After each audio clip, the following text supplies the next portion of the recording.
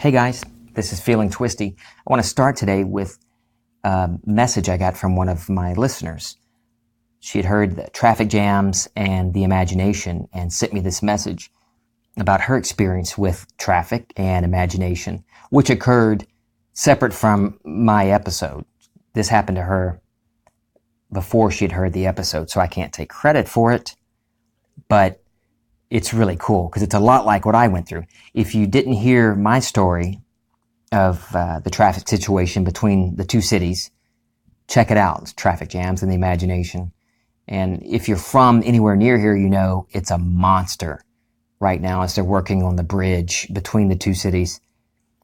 It could take you 45 minutes to 2 hours to get from one city, mainly from Sulphur to Lake Charles. It's just awful. And I've talked to people who have to do it every day and they have to come back home, commute home in the evening, and it takes them hours to get home. So anyway, check that episode out. I'm not going to redo my whole story, but I am going to read you Amanda's story because it's so cool. Okay. Instead of paraphrasing, trying to remember it, I'm just going to read it. The imagination is a practice I use anytime I have something to do. I'm always already there.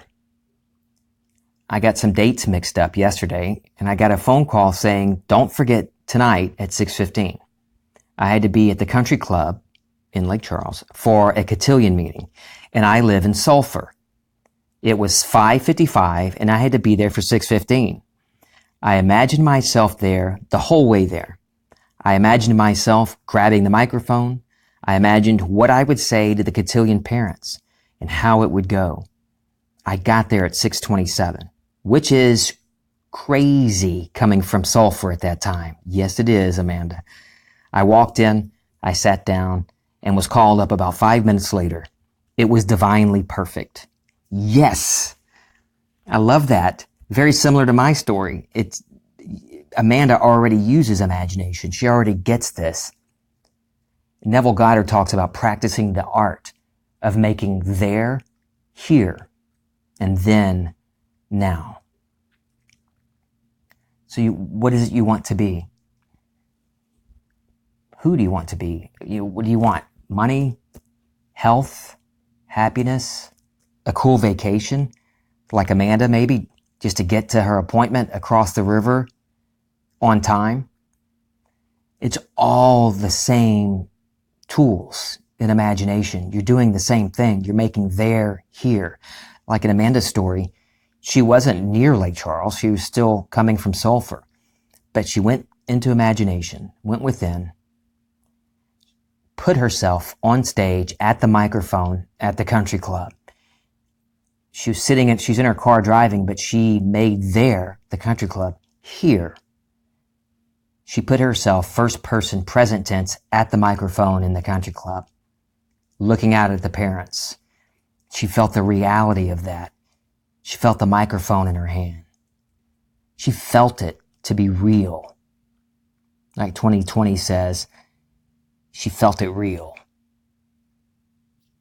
Oh, I love that story. That's all we need to do. Whatever your objective is. Let me read you a quote from Neville. In concentrating on your objective, the secret is to bring it here. You must make elsewhere here, and then now. And let me reread that. You must make elsewhere here, and then now. Imagine that your objective is so close that you can feel it. That's exactly what Amanda did. She's got the steering wheel in her hand. But in her imagination, she's holding the microphone and standing up, looking out at the parents at the country club. She made there, here, and then, now. She could have imagined herself, she could have called the people at the cotillion, hey, I'm not going to make it, I'm going to be very late. And I promise you, she would have been late. She would have missed it. She could have imagined running in there and the parents looking at her disapprovingly, what are you doing? Don't you care? You're so disrespectful. She could have imagined up a whole crap storm. But she didn't. She knew exactly where to go in imagination. You can take that same tool and do whatever you want in life. So the facts of the world for Amanda said, you ain't going to make it, the traffic. It's at 6 o'clock in the evening. There's no way you're getting from Sulphur to Lake Charles in that time. No way. Not going to happen. And she did it in less than half an hour and got there just a few minutes later than the scheduled time, which down here in the South means you're on time. So she made there, here, and then now. So you have a crappy marriage. You know, you love your spouse, but they just don't get it. They don't get you. They don't respect you. They neglect you. They're demanding. You don't have to change them.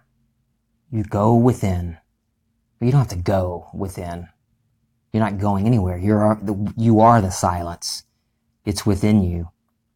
All of it is. So withdraw.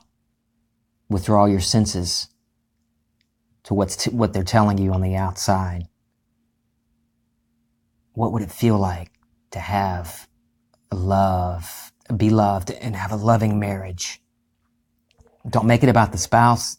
Don't make it about changing them. What would it feel like to be loved and to be a loving spouse? That feeling. Maybe a scene you could imagine, just an embrace with that spouse. Squeezing their hand, feeling their hand squeeze your hand in a loving little nudge. Oh, and what that implies to you is, this is great. This is great. You're making there, here, and then now. Just like Amanda with the microphone, she felt herself there, put herself there, present tense, at the microphone. You do that the same for anything, your relationship. Make that a reality within your imagination. You don't have to make it about fixing them. Well, he's an obnoxious pain in the ass, and I hope he rots in hell. Okay, well, don't make it about him. Don't make it about him at all. Amanda could have imagined up all kinds of stuff. She could have tried to imagine changing the traffic situation. I'm imagining a clear interstate, nothing in front of me, there's nothing in front of me, shouting out affirmations through the windshield.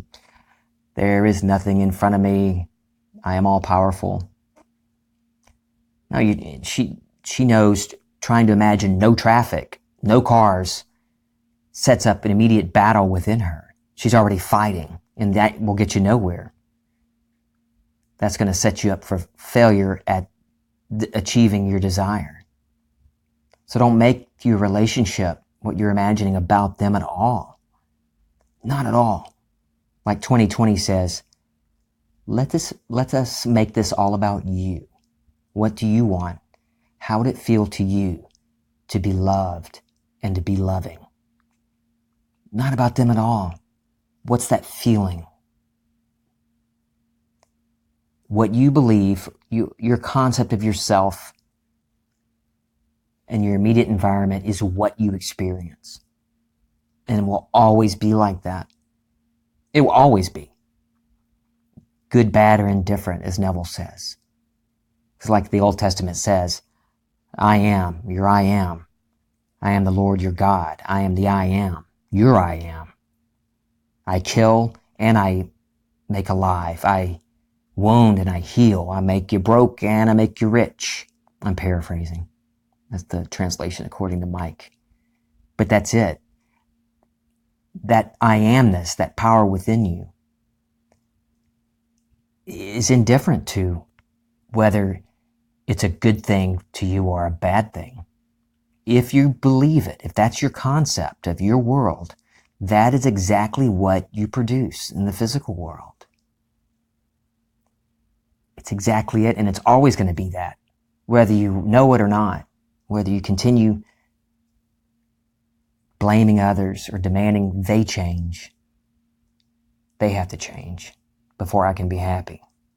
I'm better, but clearly they're not. Nope. As long as you're putting anything outside of you, You're looking at secondary causes. There is no secondary cause. Any secondary thing, religion, doctrine, pretty candles, mantras, chants, binaural beats, frequencies, the music at certain frequencies, behavior from another, your partner, your children. If you're looking at anything outside of you to make you happy, they're false gods. Because there's only one cause, and that's yourself.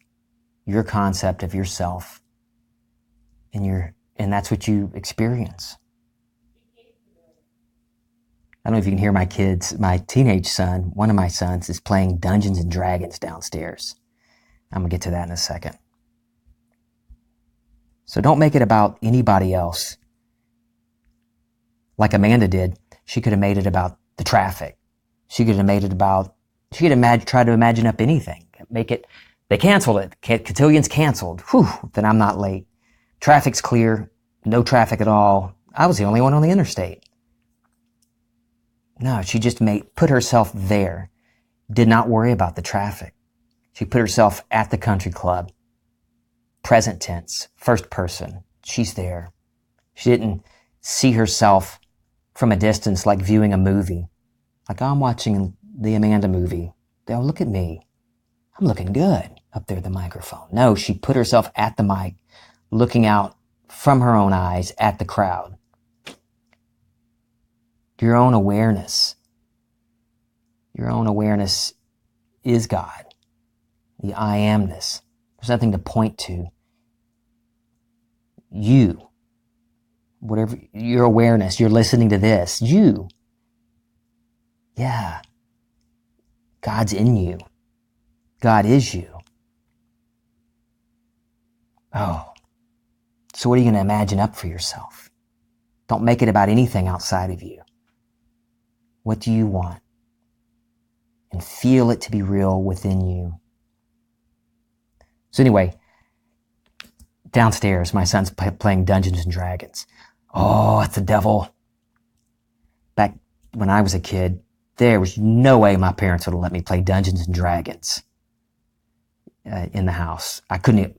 In fact, this would be if they hear this podcast, this would be the first time they're even aware that I played Dungeons and Dragons. Don't tell them. But that's what we believed. We believed that was satanic. That was the devil. Hell, there were certain times growing up where, if someone was a particular religion, Catholic, we weren't allowed to go over to their house or spend time with them. Certainly not go to church with them. They don't even call it church. And I'm not faulting my parents at all, because we all dwell in states. And from that state, we experience the world based on the state in which we're dwelling. And so we all do that. We judge things. So sure, I got over judging religions. And then I went through periods, dwelled in states in my life where I judged on political party. I judged on, well, no, I didn't. But I know people that judged on nation of origin, the color of skin. I love that. I don't love the judging. I just love noticing that. We get to notice that. We get to notice what we're experiencing. And if we don't like it, if we don't want to dwell in that state of judging and being judged, we can move from that. Change your dwelling place. There is no political party that's going to make you happy. There's no alcohol that's going to make you happy. There's no non-alcohol. Or, drinking is not going to make things better. Avoiding it's not going to make anything better. Fixing anybody, fixing the political system, fixing the country. Getting rid of Dungeons and Dragons. Oh, it's the devil. All that's just things that we believe. And so that's what we experience. We experience things that support the state in which we're dwelling. The Bible says that there's nothing unclean of itself unless one believes it's so. So I went through years where I'm not touching alcohol. That was a very brief time. I don't have a problem with it. And I don't judge anybody that doesn't drink it or chooses not to or wants to avoid it. I went through a time where I didn't want to eat meat. I didn't eat red meat. Then I ate only fish, and then I ate only chicken. None of that matters. That's, unless you believe it does. You believe that's something that you need to do, you'll have experiences to support your belief. But none of those things outside of us matter. If you want to play Dungeons and Dragons, play Dungeons and Dragons. There's no Satan to worry about. There's no little devil looking through the window. Ooh, I hope not. There's a shadow there. There's no Satan. Satan in the Bible is represented as a character, is personified, just like all the characters in the Bible are personified. But Satan means opponent, means to resist. What's the one thing you can think of where you could put Satan's name on? I don't know if I'm saying that right. You think of a goal. You know, back to Amanda, I digressed a lot. Back to Amanda. You know, as soon as she imagined herself there, she probably didn't. She didn't sound like she did, but she could have had Satan in her ear, Satan on her shoulder, whispering, "You're not going to make it. You're not going to make it. Na, na, na, na, na." Satan is doubt. Satan is personified as, doubt is personified as Satan. Doubting what you're believing. I can't make it. I can't do this. I'm not going to make it. I'm not going to make it. And in the Bible, Jesus rebukes Satan and he disappears. Turn your back. Let go of the doubt. And I wouldn't suggest, I rebuke you in the name. No, that's just stirring up battle and war within you. You don't do anything violent toward doubt. Just keep your eyes on your wish fulfilled. Step into it and remain in the dwelling place that you desire. Amanda stayed on that stage. In her message, she says, the whole way there. I was already there, all the way there. She remained there at the country club, even though she wasn't physically there yet. In imagination, she was already there, already talking to the crowd. And that's what you need to do. Relationships, finances, jobs, whatever. You put yourself there now. First person, present tense experience. Wow, I went a lot longer than I thought I would, and I digressed a lot. That damn Dungeons and Dragons. All right, listen, I want to hear your stories. I want to share your stories, your experiences with imagining and feeling it real. Okay, that's 2020's little, the way he says it. I know, I'm going to give him credit. Feeling it real. You need to check out Mr. 2020. That's his name. Go to freeneville.com. He's got a lot of cool stuff. Anything you could think of, he's got all the resources of Neville Goddard's books, all his lectures. And he's been studying Neville Goddard for decades.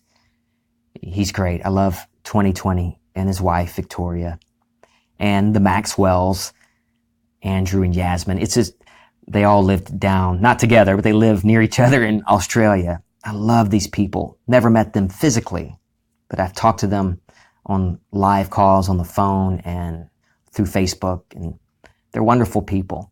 So check out freeneville.com. It's a wonderful resource. You can look them up too on Facebook. I think the name of the group, I can't remember. I've been in it. Law of Attraction. Just look up Law of Attraction, Neville Goddard. If you see my name as one of the members, then that's the right one. Join it. Join the conversation. So I want to hear your stories. I want to hear your stories, your experiences, and your questions. Send them to me at feelingtwisty@gmail.com or message me on Instagram. Follow me on Instagram and Facebook. Join or like the page, Feeling Twisty on Facebook. And then Instagram is also Feeling Twisty. All right, guys, this was a fun one. I love doing this. And I love that you're listening. Someone listened from the Faroe Islands. That was so cool. On the Podbean, because that's that's the platform I subscribe to, that I pay to host the podcast. And you can go in there and look at the stats.